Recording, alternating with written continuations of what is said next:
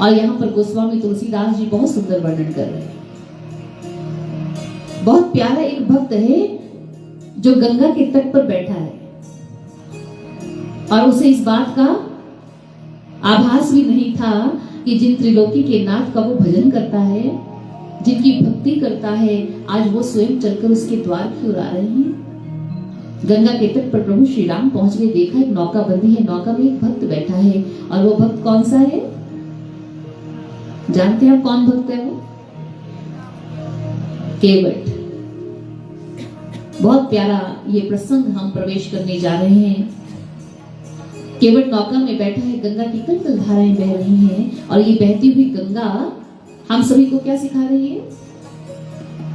जीवन चलने का नाम है, रुकना जीवन नहीं है। नदी कहां से अपनी यात्रा प्रारंभ करती है? पहाड़ों से बहती हुई, कंटक स्थलों से होती हुई, चट्टानों से टकराती हुई, शिलाओं से टकराती हुई यह सरिता आगे बहती चली जाती है और कल कल करती हुई सरिता की ध्वनि कहती है मुझे सागर में मिलना है। ये कहती है सरिता, मुझे सागर में मिल जाना है। मार्ग में बहुत बाधाएं आएंगी, बहुत रुकावटें आएंगी, लेकिन चलते रहना, जीवन रुकना मौत है। चले रेती आप चलते रहिए। अपने जीवन में आप इस भक्ति मार्ग पर पग बढ़ाते रहिए, भले ही जीवन में कितनी बाधाएं क्यों ना आए, लेकिन आपने कल भी कथा में श्रवण किया था, भक्त फिर भी निरंतर आगे बढ़ता है क्योंकि वो जानता है चिरागों को दिलों में महफूज रखना बड़ी दूर तक रात ही रात होगी।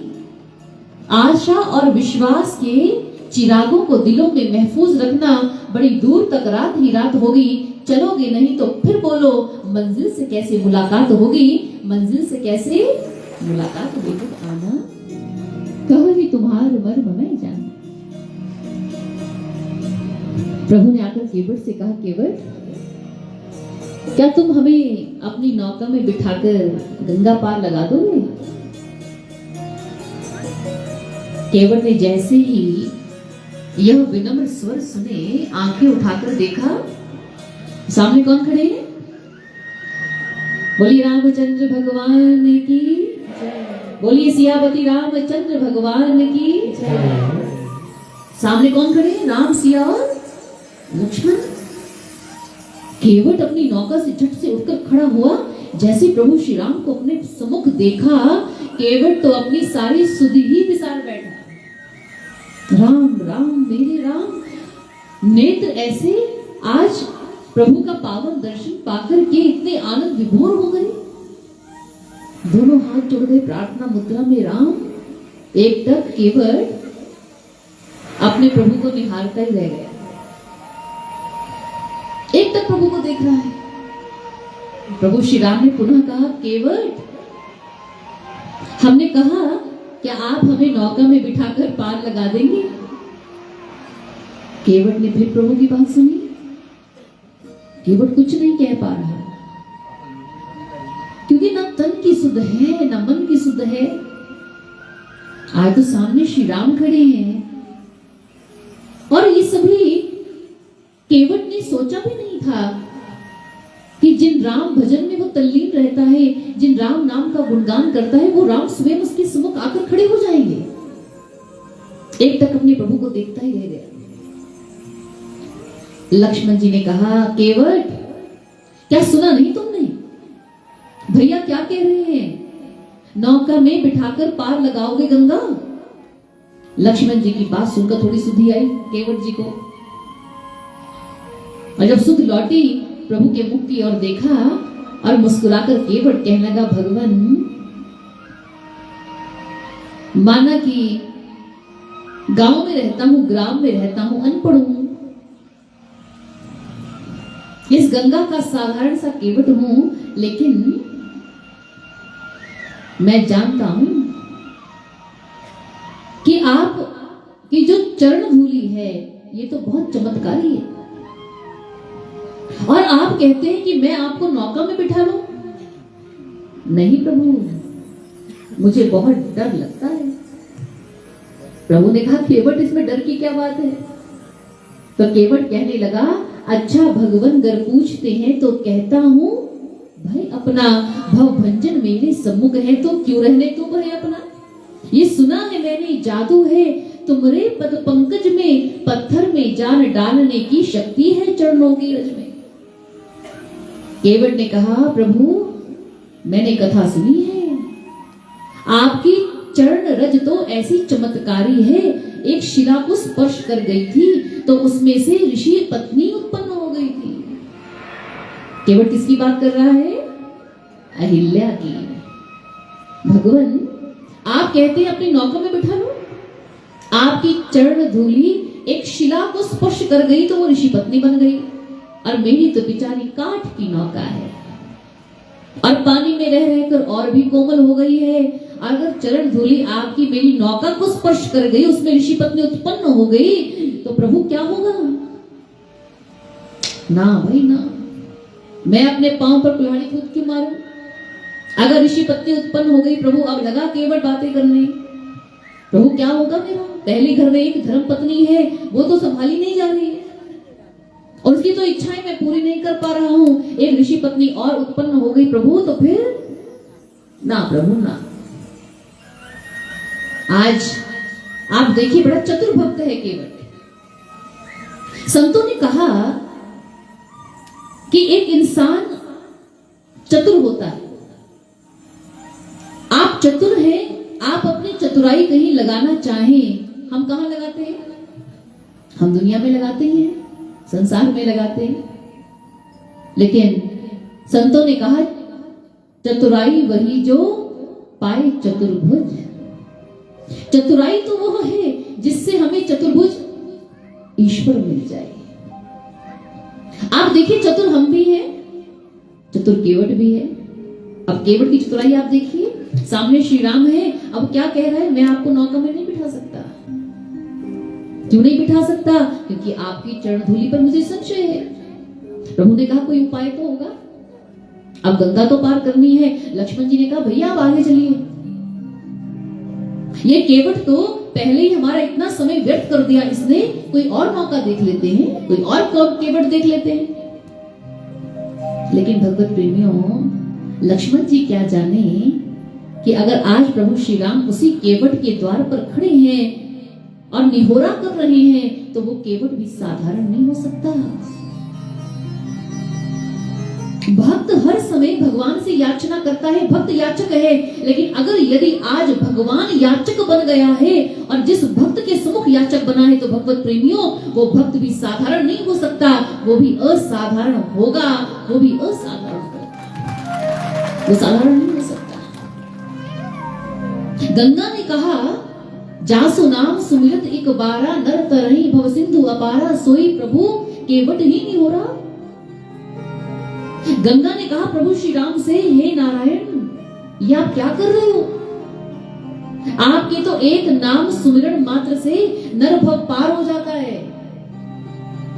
गंगा प्रभु श्री राम से कह रही है, हे नारायण आपके तो श्री चरणों से मेरी उत्पत्ति हुई है, और हे प्रभु आपने तो एक बार 2 ही पगों में संपूर्ण ब्रह्मांड को माप लिया था। गंगा किसकी बात कर रही है? प्रभु के वामन अवतार की बात कर रही है। स्मरण करवा रही है कि सतयुग में आपने 2 ही पग में पूरा ब्रह्मांड माप लिया था, तो क्या छोटी सी गंगा नहीं पार कर सकते आप? एक केवट से आप याचना कर रहे हो। प्रभु श्री राम ने क्या कहा? कहने लगे गंगे तुम सत्य कह रही हो, हमने सतयुग में 2 ही पगों में संपूर्ण ब्रह्मांड माप लिया था, लेकिन आज हमारे सामने ब्रह्मांड नहीं है, आज हमारे सामने हमारा प्रिय भक्त है। आप हमें यह बताइए कि हम अपने भक्त के प्रेम को कैसे माप लें? हम अपने भक्त के प्रेम को माप नहीं सकते। ये हमारे भक्त का अनंत प्रेम है, कैसे मापें इस प्रेम को? भगवत प्रेमियों, भक्त का प्रेम भगवान को बांध लेता है। इस संसार में ऐसा कोई बंधन नहीं जिसमें आप अपने भगवान को बांध लें। अगर आप बांधना चाहते हैं तो अपने निश्चल प्रेम से प्रभु को बांधिए।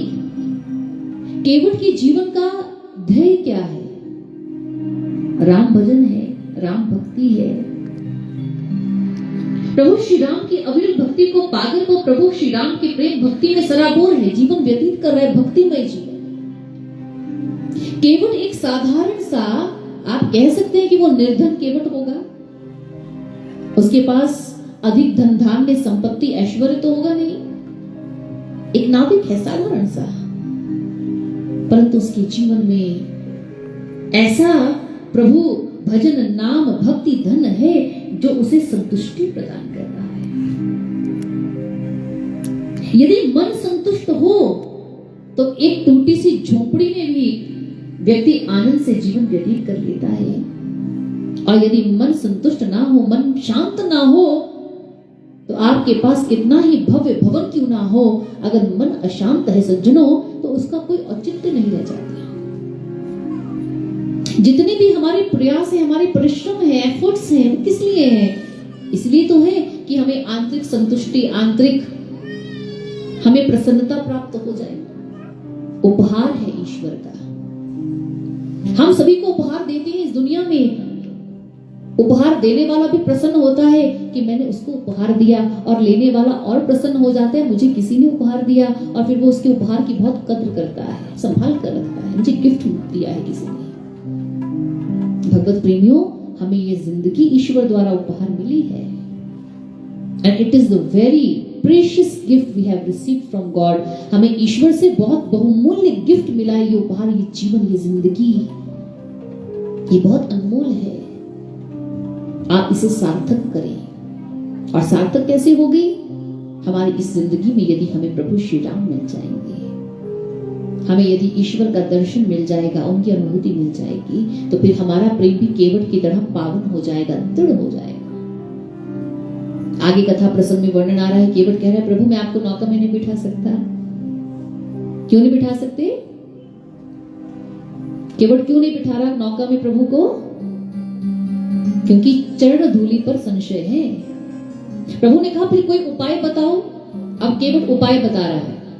अच्छा भगवान गर पूछते हैं तो कहता हूं संशय अपना, भय भंजन मेरे सम्मुख है तो क्यों रहने दो भय अपना। ये सुना है मैंने जादू है प्रभु तुम्हारे पद पंकज में, पत्थर में जान डालने की शक्ति है चरणों की रज में। दास के मन का और अपना संदेह मिटा लीजिए भगवान, चरण धूलि पर संशय है ये धूलि धुलवा लीजिए भगवान, ये धूलि धुलवा लीजिए भगवान। प्रभु ऐसा करो, आप हमसे ये चरण धूलि धुलवा लीजिए, फिर हम आपको अपनी नौका में बिठा लेंगे। जैसे केवट ने ऐसा कहा, प्रभु ने कहा ठीक है जाओ ले आओ गंगा जल और चरण प्रक्षालन कर लो। केवट दौड़ा गया गंगा जल लेने के लिए। कभी याद आया कि मेरी धर्मपत्नी तो घर पर है। प्रभु से कहा, अरे प्रभु आप थोड़ा प्रतीक्षा कीजिए, मैं अपनी अर्धांगिनी को बुला लाऊं। क्योंकि जीवन में कोई भी शुभ काम करना चाहिए तो अर्धांगिनी को साथ लेकर करना चाहिए। मेरे भाई जन थोड़ा गौर कीजिए। केवट हमें सिखा रहा है कि जब भी जीवन में कोई शुभ काम करना हो तो अर्धांगिनी को साथ लेकर करें। कल हमने नारी शक्ति पर विचार श्रवण किया था। हमारी मातृशक्ति जो है, नारी शक्ति स्वरूपा है। हमारी संस्कृति में नारी का बहुत महत्वपूर्ण स्थान रहा है। नारी जननी है, नारी मां है, नारी पुत्री है, नारी अर्धांगिनी है। वास्तव में नारी मार्गदर्शिका है इस समाज की। स्वामी विवेकानंद जी कहा करते थे, there is no chance for the welfare of the society unless the condition of women is improved. It is not possible for a bird to fly only on one wing.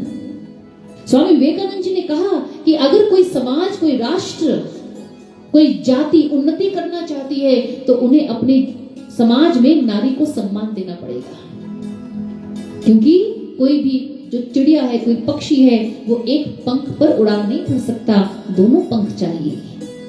इसलिए पुरुष प्रधान समाज में आज बहुत आवश्यकता है कि नारी को सम्मान दिया जाए, नारी को उसकी खोई हुई गरिमा से अवगत करवाया जाए। क्योंकि महात्मा बुद्ध जी ने कहा कि जो भी जातियां, जो भी राष्ट्र, जो भी समाज उन्नति करता है सदैव तब कर पाता है जहां पर नारी को यथोचित सम्मान प्राप्त होता है। आज केवट छोटा सा पात्र है राम कथा का, और क्या बता रहा है अपने जीवन में। कहते एक परिवार में सौहार्द सद्भावना, प्रेम बना रहे। एक परिवार की जो गाड़ी है वो ठीक प्रकार से कैसे चल पाए जब उस परिवार के दोनों पहिए, पति और पत्नी, आपस में सामंजस्य बना करके आगे बढ़ेंगे। पति पत्नी का सत्कार करे और पत्नी अपने पति को आदर सत्कार दे। सजनों, यही आवश्यकता है। देखिए समाज में आज हमारे परिवार बिखर रहे हैं, लड़ाई झगड़े कलह कलेश हैं। क्यों है? क्योंकि हम प्रभु श्री राम के चरित्र और उनके आदर्शों से दूर रहे हैं। प्रभु श्री राम की कथा का छोटा सा केवट भी हमें सिखा गया जीवन कैसे जीना है। भागा गया अपनी पत्नी के पास, कुटिया की ओर गया। अरियो पर्वतिया, अरियो पर्वतिया। केवट की पत्नी ने सुना ये इतना क्यों चिल्ला रहे हैं, बाहर आई, क्या हुआ? अरियो पर्वतिया, जानत हो आज हमारे द्वार पर कौन पधारे? कौन पधारे? अरे राम सिया और लखन पधारे और उन्होंने हमें चरण प्रक्षालन की आज्ञा भी दी है। शीघ्र कर कठौता लिया, गंगा के तट पर प्रभु हमारी प्रतीक्षा कर रहे हैं, जाकर उनके चरण प्रक्षालन करेंगे। केवट ने एक ही सांस में सब समाचार सुना दिया। केवट की पत्नी ने सुना राम सिया लखन पधारे हैं। केवट की पत्नी के नेत्र बंद हो गए, दोनों हाथ जुड़ गए और नेत्रों से जल बहने लगा। और मन ही मन केवट की पत्नी कह रही है, हे प्रभु, आज पहली बार अपने जीवन की दरिद्रता पर दुख हो रहा है। हे प्रभु, आपको क्या अर्पित करेंगे? यदि हमारे पास भी धन, संसार का धन धान्य होता तो आपके चरणों में लुटा देते। प्रभु, हमारे पास भी सोने चांदी के पात्र होते तो आपके चरण उन पात्रों में पखार देते। हे प्रभु, क्या आपको अर्पित करेंगे? और केवट की पत्नी रोने लग गई। केवट ने पत्नी को देखकर कहा, क्यों रो रही है? ये तो खुशी का अवसर है। केवट की पत्नी कहने लगी, नाथ, अपने राम को क्या अर्पित करेंगे हम? केवट कहने लगा, भाव के भूखे प्रभु और भाव ही एक सार है। भाव से उनको भजे तो भव से बेड़ा पार है।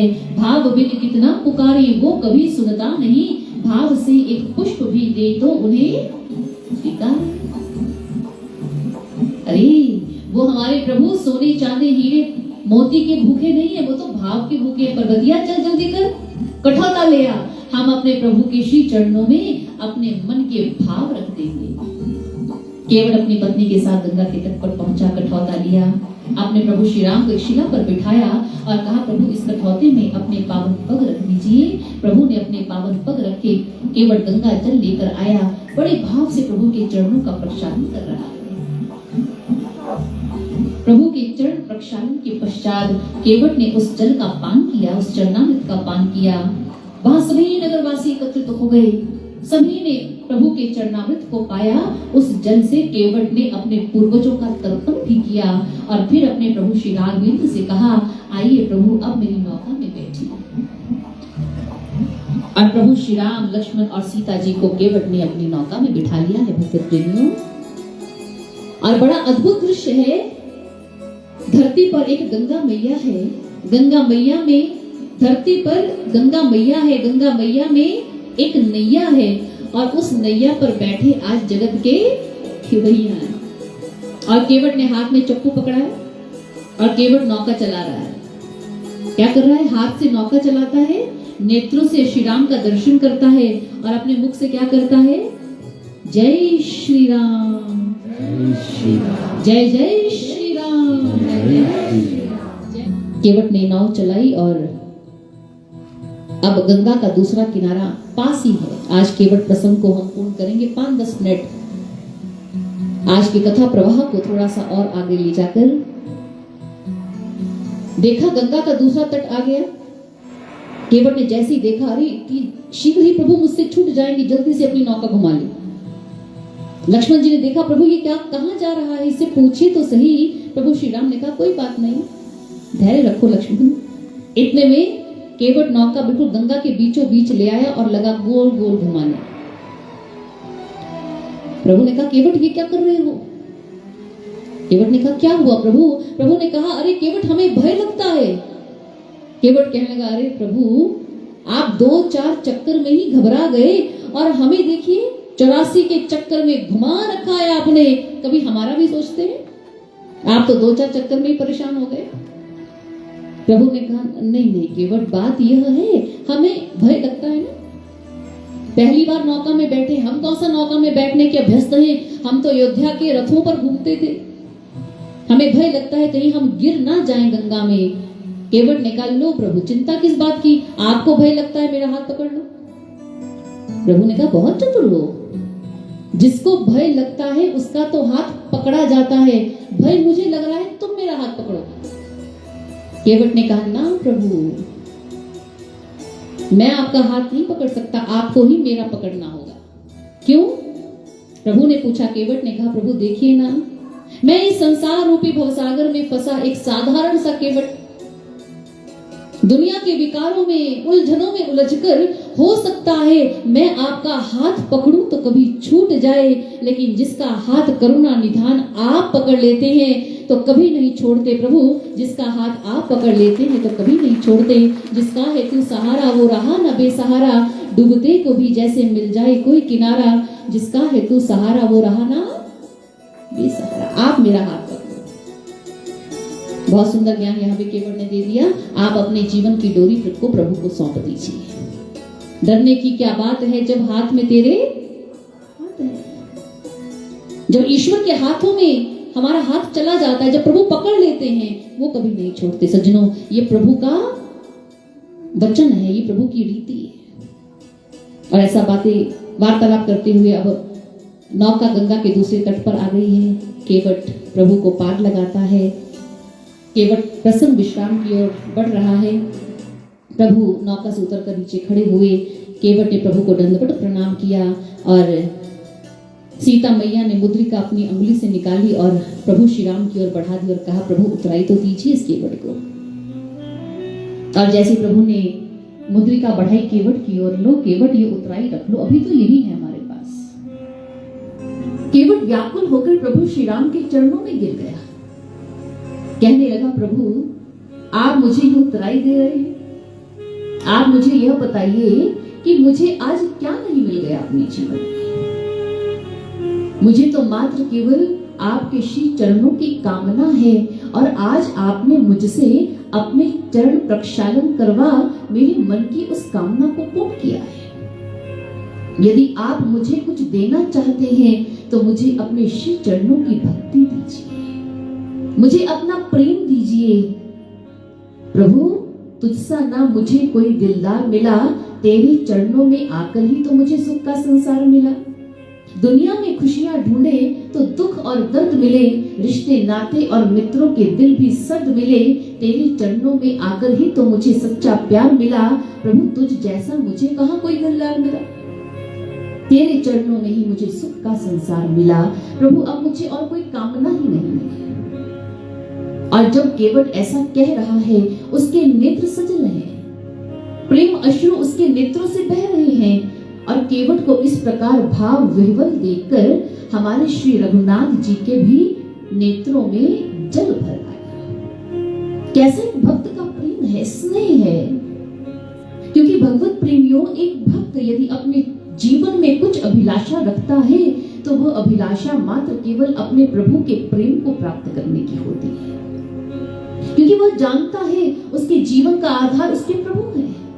बनावटी मुस्कान लेकर केवट उठकर खड़ा हो गया और मुस्कुराते हुए प्रभु श्री राम को देखकर कहने लगा, अरे प्रभु श्री राम, आप मुझे उतराई दे रहे हैं, लेकिन मुझे यह बताइए, हम दोनों तो एक ही जाति के हैं और एक जाति के लोग तो आपस में व्यापार करते ही नहीं, कैसा लेन देन। जैसे ही लक्ष्मण जी ने यह सुना, एक ही जाति, तो लक्ष्मण जी को क्रोध आ गया।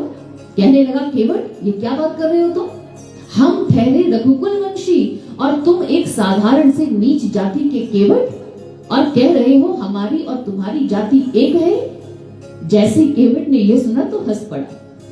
केवट कहने लगा, लखन भैया, लगता है आपने मेरी बात ध्यान से नहीं सुनी। मैंने यह नहीं कहा कि मेरी और आपकी जाति एक है, मैंने तो यह कहा है मेरी और मेरे श्री राघवेंद्र की जाति एक है, मेरी और मेरे प्रभु की जाति एक है। प्रभु ने सुना तो कहने लगे, केवट वह किस प्रकार? तो भगवत प्रेमियों, केवट कहने लगा, प्रभु देखिए ना, मैं भी एक केवट हूँ और मैं क्या करता हूँ, मैं लोगों को गंगा पार लगाता हूँ। और आप कौन है? आप कौन है? आप भी तो एक केवट हैं। अंतर सिर्फ इतना है, मैं लोगों को गंगा पार लगाता हूँ और आप लोगों को भव पार लगाते हैं। बोलिए सियावर रामचंद्र भगवान की। केवट कहने लगा, कैसे उतराई ले लूं आपसे। और जानते हैं फिर केवट ने क्या कहा? मजदूर कभी मजदूरों को मजदूरी देते हैं क्या नाथ? मल्लाह कभी मल्लाहों से मल्लाही लेते हैं क्या नाथ? मैं गंगा घाट का केवट हूँ, आप भव सागर के केवट हो। मैं गंगा के इस तट पर हूँ, आप भव सागर के तट पर हो। जब तुम्हारे द्वार पर आऊं मैं उतराई वहीं चुका देना। मैंने तुमको गंगा पार किया तो मुझको भवसागर पार लगा देना, तो मुझको भवसागर पार लगा देना। यदि उतराई देना चाहते हैं तो तब दीजिएगा जब मैं आपके द्वार पर आ जाऊं और आप मुझे तब भव पार लगा दें। एक भक्त हर भाव में अपने प्रभु को धारण कर लेता है। इसलिए कहा गया, एक भरोसो एक बल एक आस विश्वास, स्वाति सरल रघुनाथ जस चातक तुलसीदास। गोस्वामी तुलसीदास जी कहते हैं कि एक भक्त का बल यदि कोई है तो वो उसके प्रभु हैं। एक भक्त का भरोसा यदि कोई है तो उसके प्रभु हैं। एक भक्त का आस विश्वास यदि कोई है तो उसके प्रभु हैं। गोस्वामी तुलसीदास जी कहते हैं कि श्री रघुनाथ श्री प्रभु स्वाति नक्षत्र की बूंद की तरह है और चातक बनकर भक्त सदैव ही अपने जीवन में उनका रसपान करना चाहते हैं। गोस्वामी तुलसीदास जी श्री रामचरितमानस में इस कथा का वर्णन कर रहे हैं। भगवान शिव भोलेनाथ यह कथा पार्वती जी को सुना रहे हैं और आगे कथा में वर्णन आ रहा है। केवट से विदा लेकर प्रभु वन में आगे बढ़ जाते हैं और पहुंच